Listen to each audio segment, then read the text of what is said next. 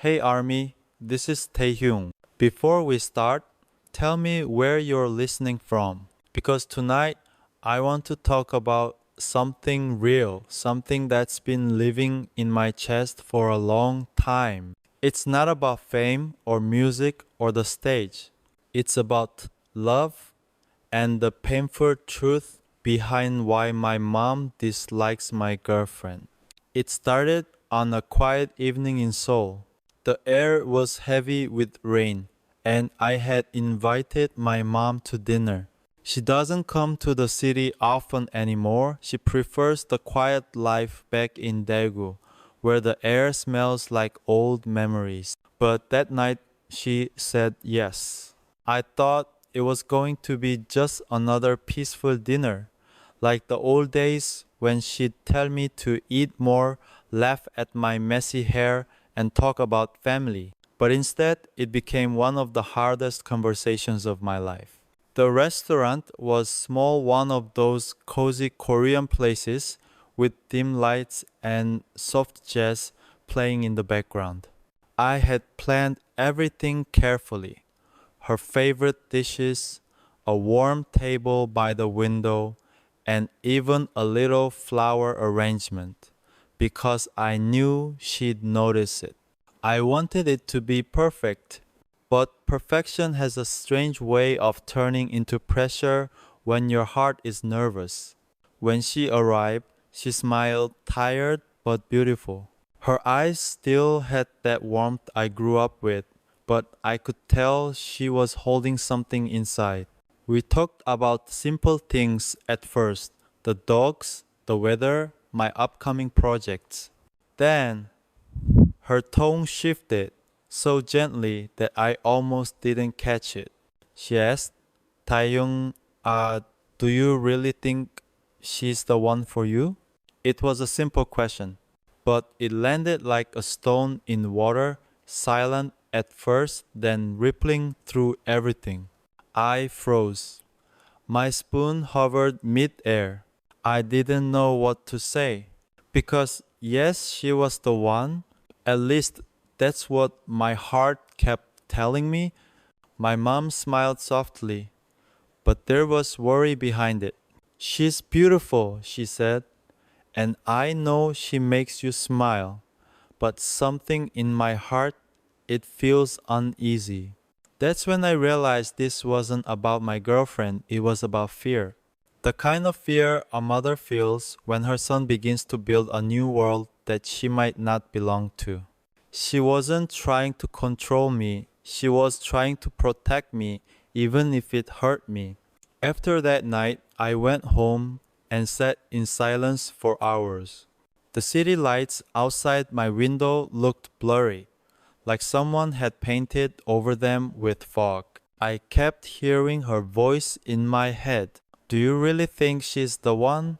And I asked myself the same question, not because I doubted my love, but because I wanted to understand my mom's pain.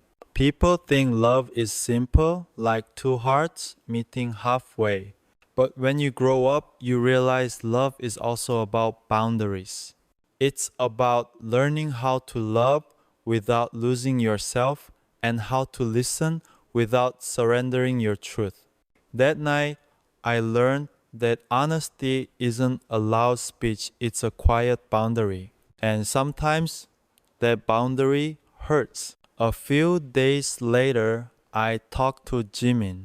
He's always the first person I go to when I feel emotionally lost. He listened quietly, then said something that stayed with me.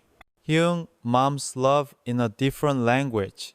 You hear it as worry, but they mean it as love. You just need to translate it. That line broke me a little, because he was right. My mom wasn't rejecting my girlfriend, she was just afraid of being left behind. She feared love would take me somewhere she couldn't follow. The more I thought about it, the more I saw how much of her life she had poured into me. Every night she waited up while I practiced. Every prayer she whispered when I was touring the world. Every headline she read proud but terrified.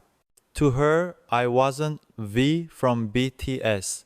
I was still her son, the little boy who ran to her with scraped knees and messy hair. So when she saw someone new standing next to me, she wasn't just seeing a girlfriend. She was seeing change, and change can be scary when love has been your entire world. That realization softened something inside me.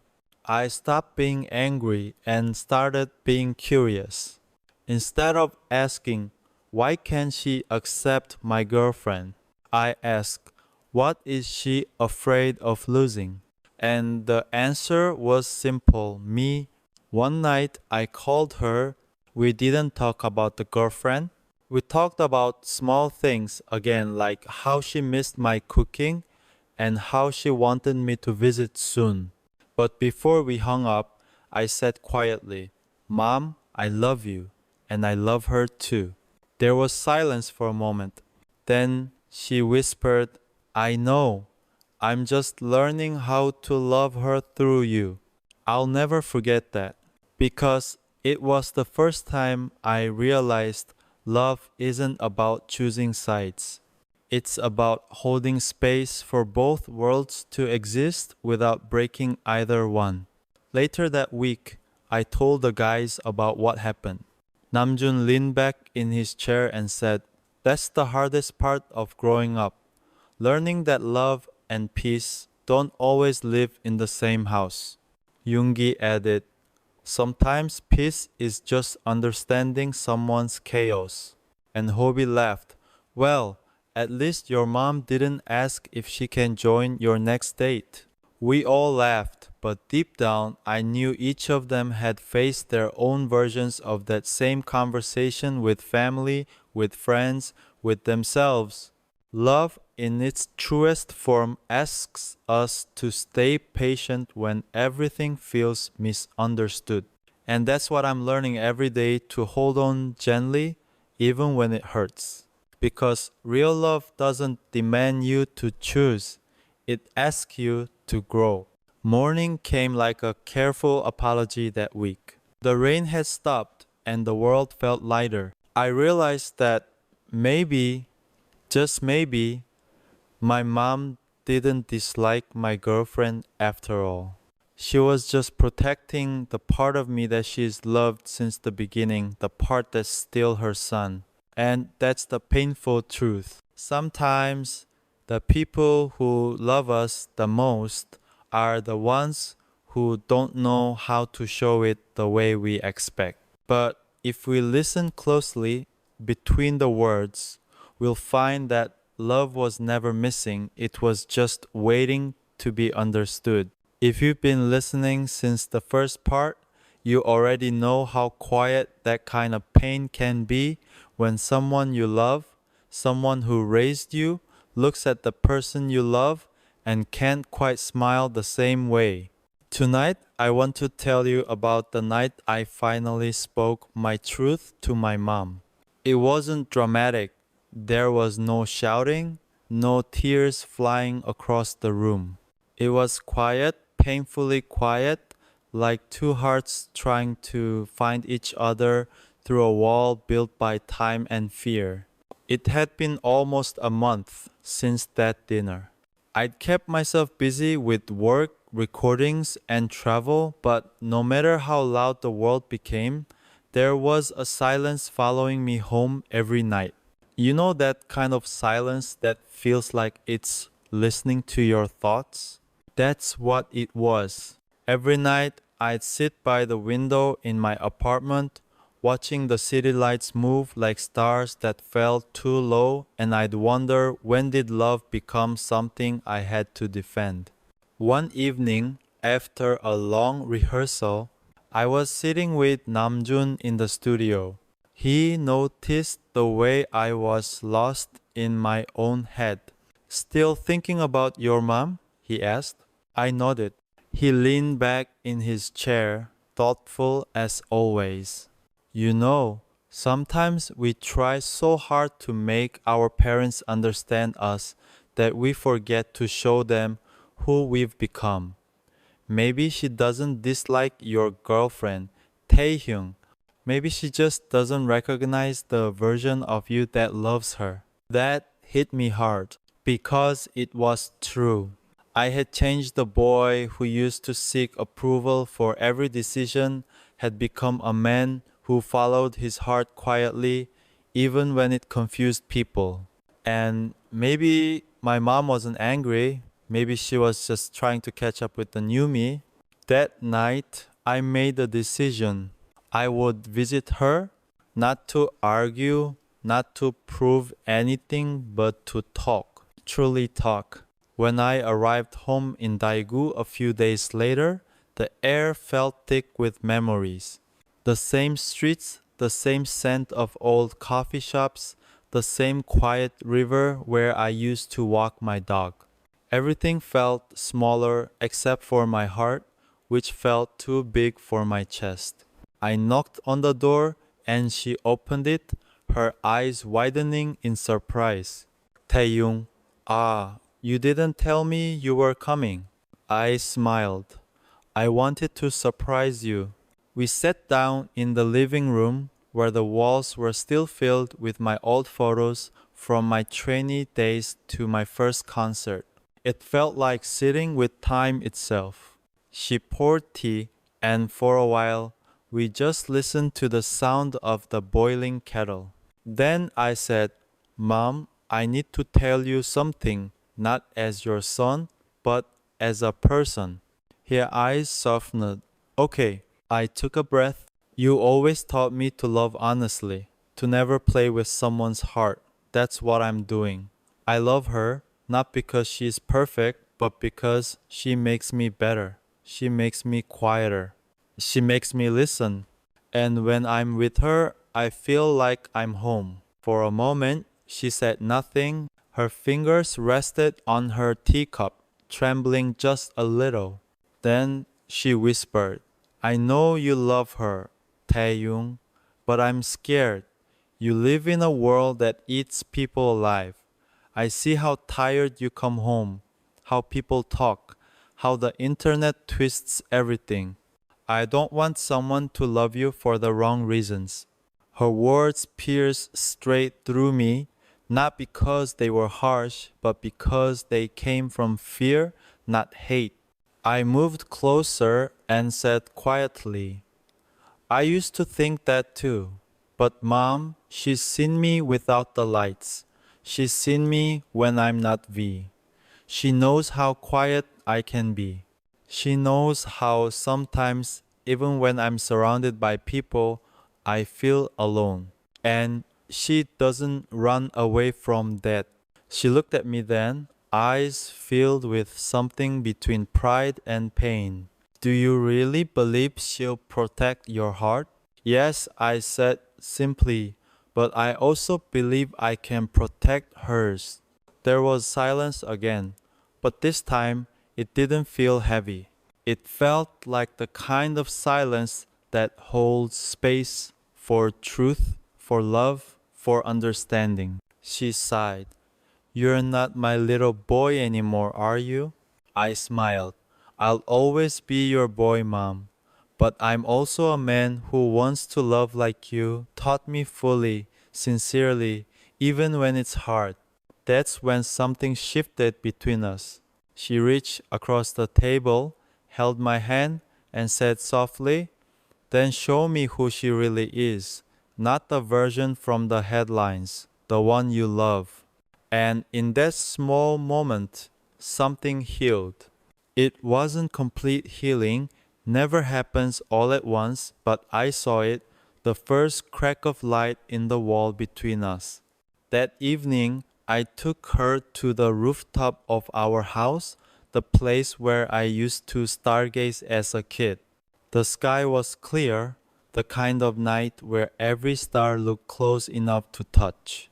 She asked quietly, Does she love the sky as much as you do? She does, I said, but she's more like the earth. She keeps me grounded. My mom smiled at that, a real, warm smile that felt like a sigh after years of worry. Then, maybe, she said, the earth and the sky can find a way to love each other. It wasn't approval, not yet, but it was peace, and that peace was enough for me that night. Later, when I went back to Seoul, I texted my girlfriend. I told her she doesn't hate you, she's just learning to understand you. And she replied, then I'll wait for her heart, just like I waited for yours. Sometimes love isn't about changing someone's mind. It's about giving them enough time to see the truth on their own. That night, I realized that love doesn't just connect two people, it connects generations. And if you're patient enough, love teaches even the hardest hearts how to soften again. When I lay in bed later, I thought about something Namjoon once said. Family love is not always gentle. Sometimes it breaks you so it can rebuild you stronger. And I understood. Because that night, my mom didn't just meet her son again, she met the man he had become. If you've been following the story, you already know how hard it was for me to balance two kinds of love, the kind that raised me and the kind that found me. But love doesn't live in private forever. Not when your life is lived under 1,000 flashing lights with cameras that see more than you wish they did. And one day, no matter how careful I tried to be, the world found out about her. It started like it always does with whispers.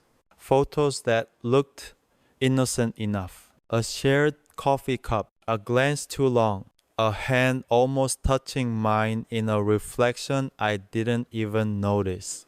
And then, overnight, it turned into headlines. Who is she? V's secret relationship exposed. Fans react to Taehyung's mystery woman. I still remember waking up that morning. My phone was vibrating endlessly, lighting up with messages, mentions, notifications, and missed calls. I scrolled through the chaos, my heart pounding. Her face was everywhere blurry, unflattering, taken from angles no one should ever have to see themselves from. And under each picture, thousands of comments. Some supportive, most not. The kind that doesn't just criticize, it cuts. Why her? She's not even that pretty. She's just using him. She's going to ruin his career. It's strange how quickly love can turn into defense. One day, you're holding hands in peace. The next, you're holding your breath, wondering how something so soft became a battlefield. I didn't know what to do. Part of me wanted to protect her with everything I had. Post something, say something, fight for her. But another part of me knew that silence was the only real shield I could give her. Because once you speak, you feed the fire. And I didn't want her name burned in it. I called her that morning. She picked up on the second ring. Her voice was calm, too calm. Hey, she said. Hey, I whispered. Are you okay? There was a pause. Then she laughed softly, that kind of laugh people used to hide that they've been crying. I knew this might happen one day, she said. I just didn't expect it to feel so loud. I made that word loud, it echoed in my mind. Because that's exactly what fame is. It's loud. Even when you're quiet, it's loud. Even when you don't post, don't speak, don't breathe, people fill in the silence for you. For the next few days, it was chaos. My schedule went on as usual, rehearsals, recordings, interviews, but inside I was somewhere else. Every camera flash felt like lightning. Every crowd cheer felt like thunder. And in the middle of it, there was her trying to stay unseen while the world turned her into a story. One evening, I found myself alone in the studio. The others had gone home and the room was dark, except for the soft glow from the mixer lights. I started playing a melody, something slow, heavy, fragile. It wasn't a song, it was just a feeling that needed somewhere to live. And as I played, I felt tears fall. Not because I was sad, but because I was exhausted from loving in silence. A few days later, I went to visit my mom again. She opened the door before I even knocked. I saw the news, she said, her tone unreadable. I braced myself for disappointment or worry or anger. But she just looked at me long and quiet before saying, "Is she holding up okay?" I didn't expect that. I nodded slowly. "She's trying." "Then make sure she doesn't feel alone," she said. "You know how the world can be. You know how people can twist things. If you love her, you stand beside her, not in front of her, not behind her, beside her." It was the kind of advice only a mother could give, stern, but wrapped in love.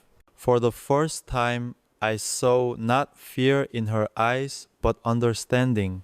Maybe she had realized that the woman she once disliked was the same woman now standing quietly through a storm for her son. And that kind of loyalty changes things. Later that night, I sat in my car outside her house listening to the rain. I thought about how love, when real, isn't always beautiful. Sometimes it's messy, loud, and painful, but it's also brave. And that bravery is what makes it worth it. Back in Seoul, my girlfriend and I decided to take a break from the noise. No social media, no news, no schedules for a while. We went somewhere quiet, far from the city, far from the headlines. We didn't talk much, we just existed, watched the sunrise, cooked simple meals, walked without hiding. And for the first time in weeks, I felt peace again. She looked at me one morning as the light came through the curtains and said, "Do you ever regret it? Us, I mean." I shook my head. "Never. I just wish the world loved quietly too." There's something pure about love that doesn't need to be proven. Something sacred about two people choosing to stay, even when the world tries to pull them apart. And that's what we did. We stayed. Not loudly, not defiantly, just faithfully. When I came back to Seoul, I wrote a few lines in my journal. They said, "Love doesn't need an audience, it just needs endurance." And maybe that's what this part of my life was meant to teach me, that love isn't about who believes in you, but about who stays when belief becomes difficult. Weeks later, things calmed down. The world moved on, as it always does. New stories replaced ours. New scandals, new headlines, new noise. But in the silence that followed, I found something precious: perspective. Sometimes the universe doesn't test your love by making things easy. It tests it by seeing if it can survive the noise. And ours did, quietly, completely. That night, before I fell asleep, I got a message from my mom. It said, "Tell her I hope she's doing well, and tell her I'm sorry for judging what I didn't understand." I read it twice, maybe 3 times. Then I smiled, because that was it, the moment I had been waiting for. Not approval, not permission, just understanding. And sometimes that's the greatest kind of love a parent can give. I've always believed that love isn't about being together all the time. It's about feeling close even when you're apart. But sometimes distance doesn't just test love, it redefines it. And in this part of my story, distance became our language. After the world found out about her, everything changed quietly. No official statements, no denials, no confirmations, just silence. That's how the industry works. When things get too loud, the safest thing to do is to disappear. And so we did. I went back to work, concerts, shoots, rehearsals. Every day was scheduled down to the minute. Wake up at 5 a.m., travel, rehearse, perform, smile, repeat. And somewhere between airports and interviews, I tried to breathe. But the truth is, I missed her every single day. We texted less, not because we wanted to, but because it was safer that way. Every word could be screenshotted, every emoji could be misinterpreted, every moment could be taken out of context. So we became careful. Our love became keener, smaller, hidden in plain sight. A simple good morning became a whole conversation. A photo of coffee meant I'm thinking of you. A song recommendation meant I miss you. We learn to speak through small things, invisible things. But silence can be heavy. It doesn't just protect, it also isolates. And some nights, after long practices, I'd come home to my empty apartment and just stare at the ceiling, wondering if she was thinking the same thing, if she was tired or lonely, or questioning if this kind of love was worth it. One night, I finally called her. It was late, maybe 2 a.m.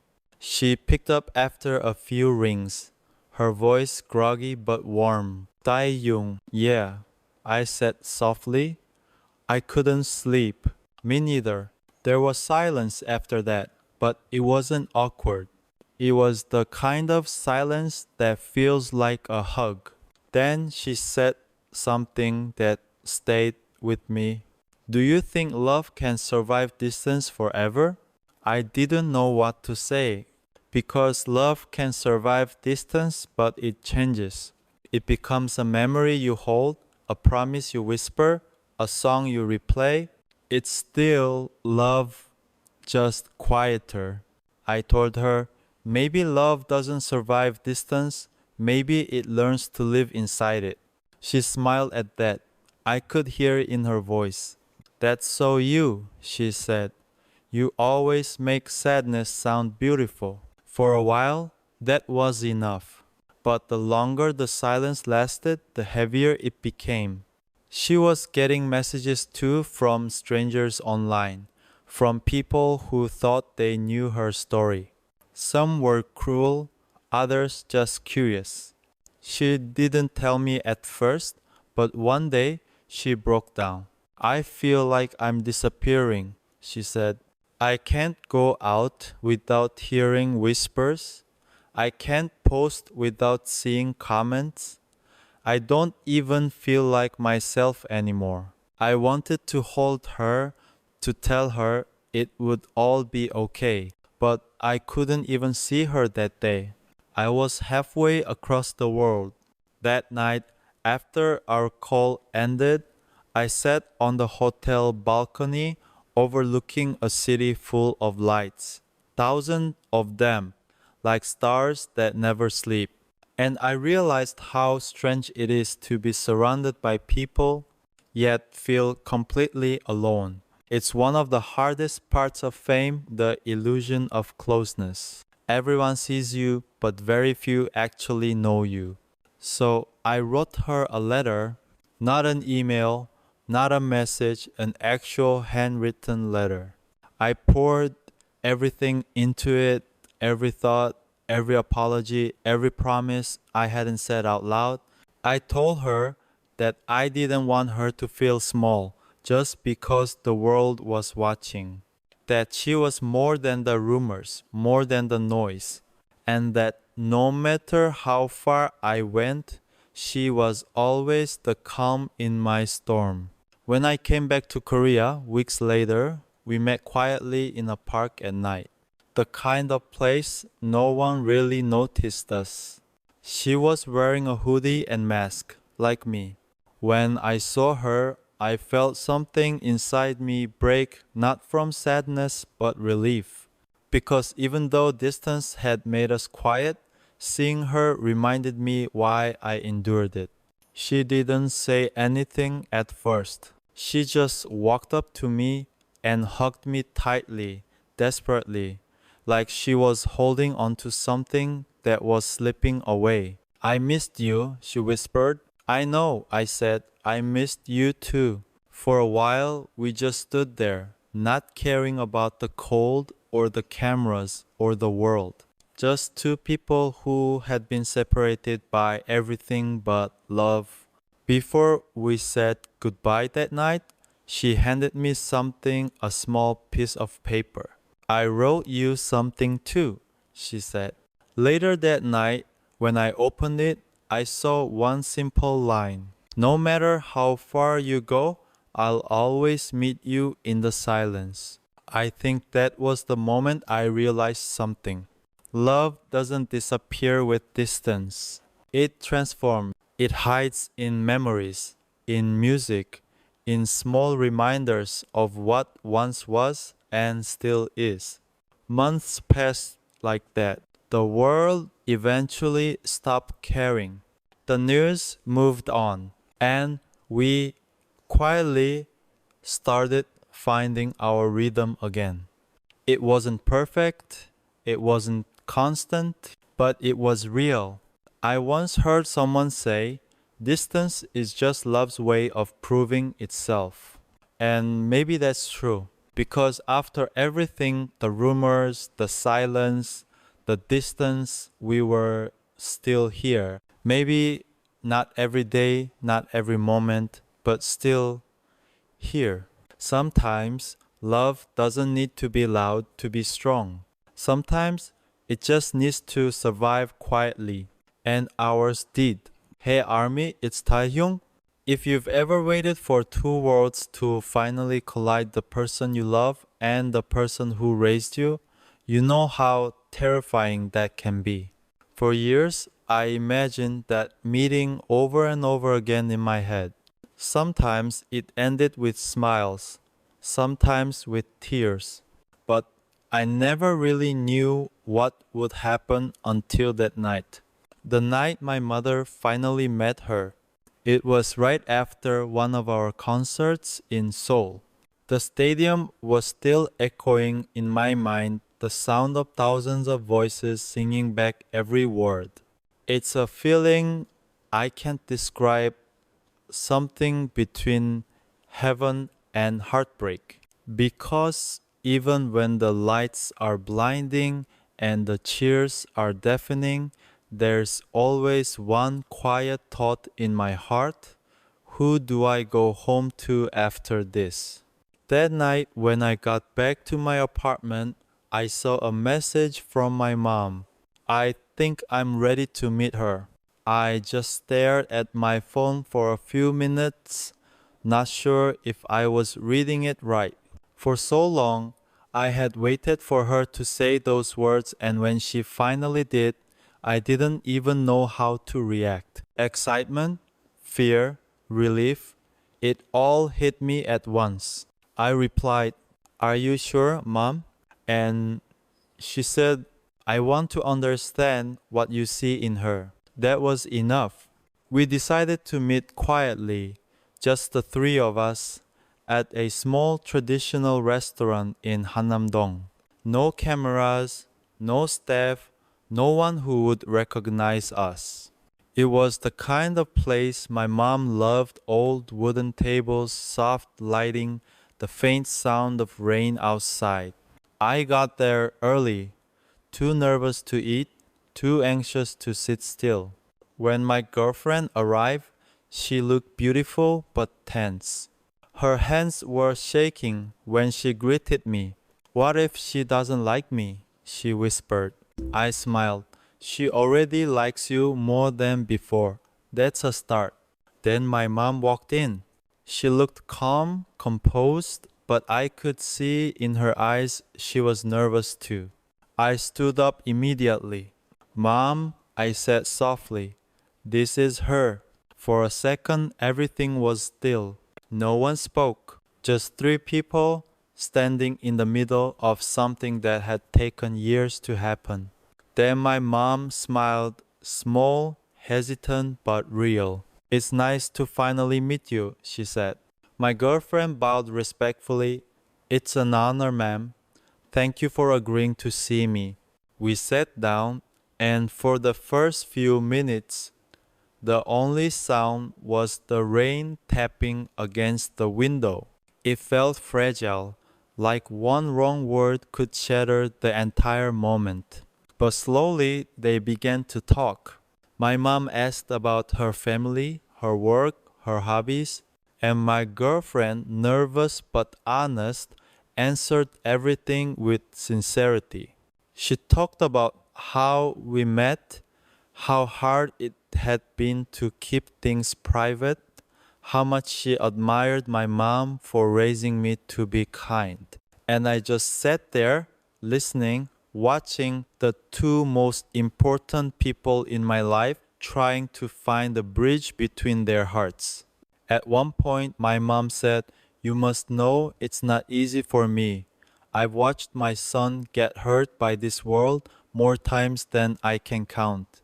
I was afraid you'd be another reason." My girlfriend looked down, then back up, and said something I'll never forget.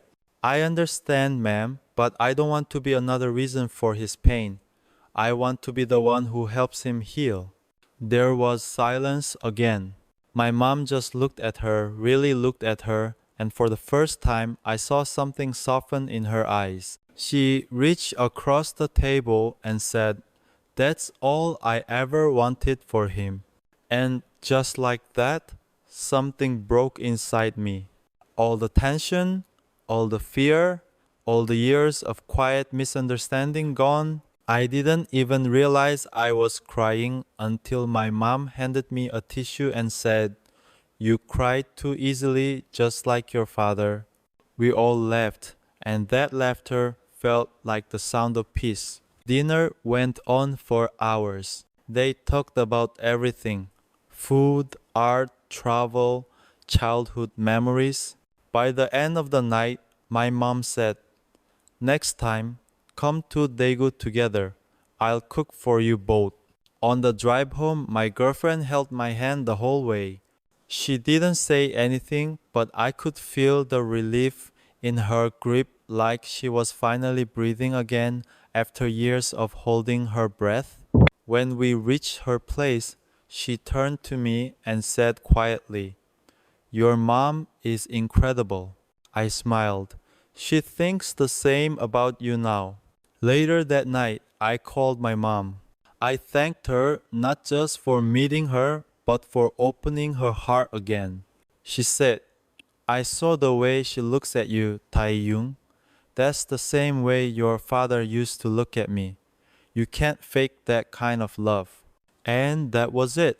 The approval I'd been chasing wasn't in words, it was in that quiet acceptance, that invisible shift that said, "I trust you to choose your own heart."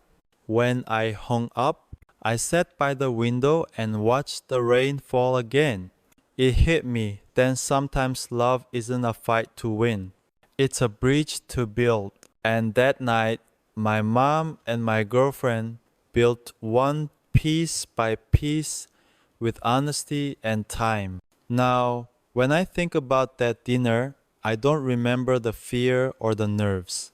I remember my mom's smile, the warmth in her eyes, and the way the rain outside made everything feel calm, like the universe was quietly saying, "It's okay now." That night changed everything, not just for them, but for me too, because I finally realized that